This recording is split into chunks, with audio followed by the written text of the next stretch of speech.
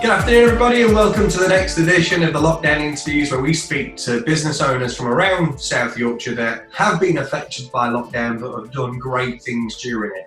It's an opportunity to speak to business owners from around the region that have done different things to make sure that their business continues to expand and grow during what can only be discussed, or should I say, explained as a turbulent time.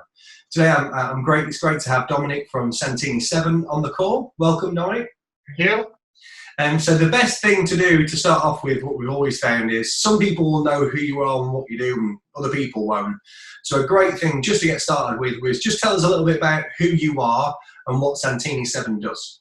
Yeah, Santini 7 Sports is a new supplements and clothing range brand. We launched just before COVID-19 on the 28th of January, and I'm the managing director. So good time to start a business, eh? Perfect. If you knew what you knew now, would you have decided to start at a different time? It's really hard to answer that question because we've just done a post this week, the hashtag 100 days of lockdown. Mm-hmm. And we've listed with the things that we've managed to achieve since lockdown. I can honestly say I don't know if we'd have achieved that in 6 to 12 months. I won't go into too much just now, but the list is, especially when looking through the list, it's unbelievable what we've done. Great. Well, look, we definitely want to be going through that today. So the first question that I always ask people is, when did you realise that there was going to be a problem for business? Because we all knew that it was going to be a health scare. China was over in 3 weeks, it definitely sent that way. So we thought there might be a 3 to 6 week health scare. I don't think anybody could have predicted what's happened for the last 100 days. The economy's been shut down for over 3 months now. Lots of businesses being forced to stop. Yeah. Especially in your kind of industry more than ever. You're in the fitness industry, which has really taken a beating. So at what point in time what point in time did you know that there was going to be a problem commercially from a business perspective? It would have been the Friday before we got told that there were going to be some shutdown of pubs and restaurants. We just literally finished getting over our LED advertising video for Huddersfield Town Football Club on the Friday morning.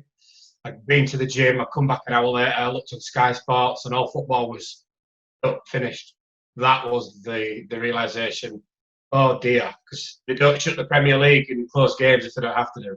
Yeah, absolutely. I remember I was at a hotel in Birmingham that day, and I was sat eating my dinner and went, wow, that escalated, and that escalated quickly. So what have you had to do? Obviously, if you're advertising through Huddersfield Town, you were hoping to get that on TV, so that wasn't ever going to happen. So how did you have to change your approach in order to continue to sort of expand Santini 7? We've had to change everything. Literally start again. Obviously, in the beginning, as a new business, we was getting us products into local gyms, local wholesalers, local health kitchens, local beauty salons, and all that stopped. So we've literally had to try out and go and speak to people and organisations and individuals that we probably wouldn't have done for, 6, 12 months. And we've got a lot of success from it.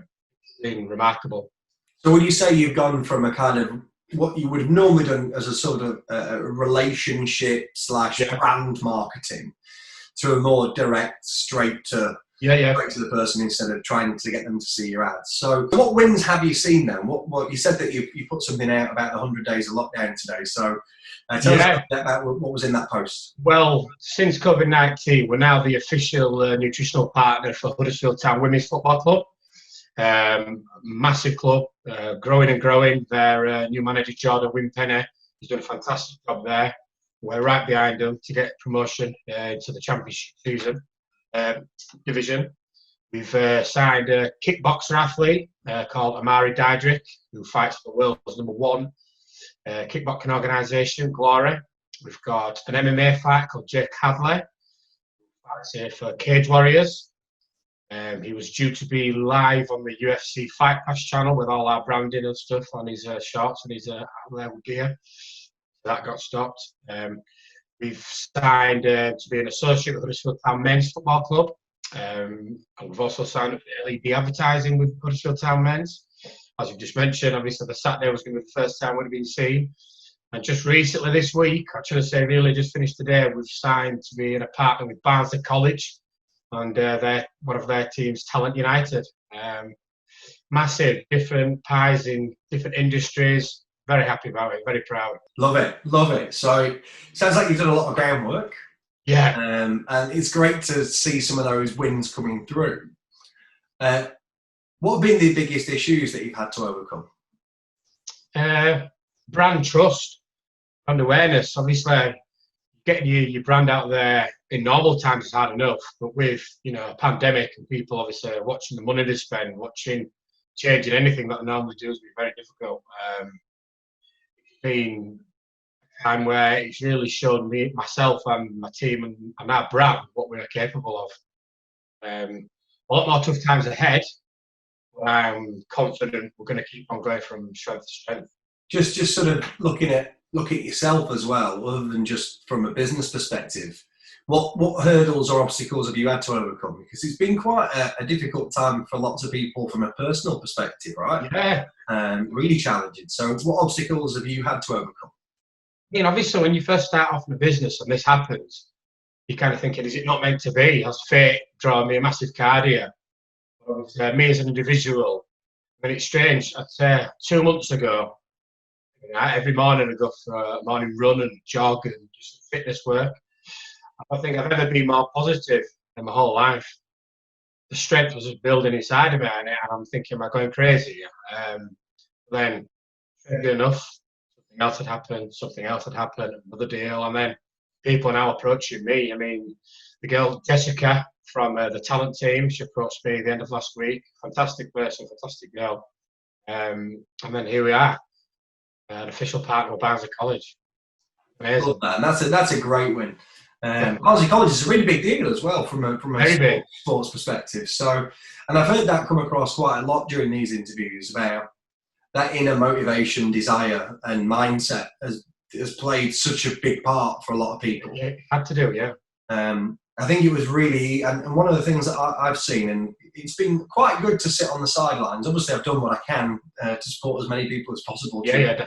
During the pandemic. But it's been very interesting for me to sit by the sidelines for the last sort of 3-4 months and witness it all unfold. It's very obviously I work with businesses and help them improve their business, and it's been really good for us all to share the same journey. It's rare that you get all businesses that are all at the same time, but everybody experienced the same thing. And you saw some people that were just in complete and utter paralysis on day one. Yep. You saw some people that just thought it was rubbish. And it had something to do with 5G masts. And then everybody else in the middle of that. And I think one of the defining factors of people that have really been able to push through this to get the best possible result and return. Yeah, definitely. Inner belief, motivation, desire, that mindset to go, you know what, we're going to get through this and this is how we're going to do it. Yeah, I had no option. It was either a case of that or should we just stop? But that was just never an option. I can't remember what the proverb is, but something like the moment that you eliminate all your excuses, it's amazing what you can actually achieve. Exactly. When you're down on the floor, you've only one place to go, and that's up. Love that. So, from the adjustments that you've made in the last few months, what do you think you're going to continue doing? I think speaking to people, reaching out there, not being afraid to speak to organisations and individuals that, they're way too high above little old us to speak to. Because obviously all these, achievements we've done so far, all of them are a big deal. None of them are small fry, let's say, I think just having the confidence and the belief that just go out there and go for it. You just do not know what will come back. And we'll be very successful at what we're doing. So if you go back to the 1st of March, and in your mind's eye, you can now foresee what's going to happen. Yeah. For the next 120 days before lockdown. What would you have done sooner? What would you have acted on quicker? Or are you just a believer in karma and everything happened for a reason? Yeah, again, it's hard to answer that with the list of things we've achieved. I think I'd probably had a bit more of a marketing approach and, idea exactly of how we was going to go about things.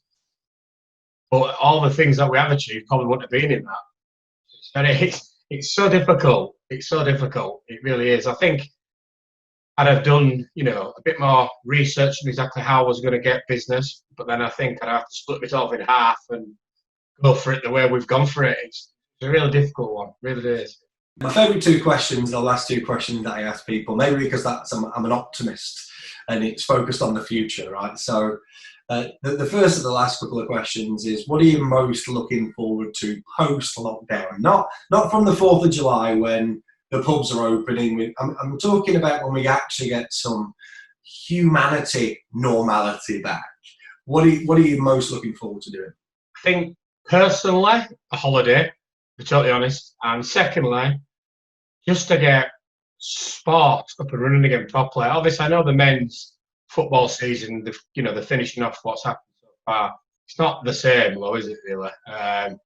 Everything back up and running again as normal. I mean, obviously with all the people that we've got with the business now, it's just going to be massive for us.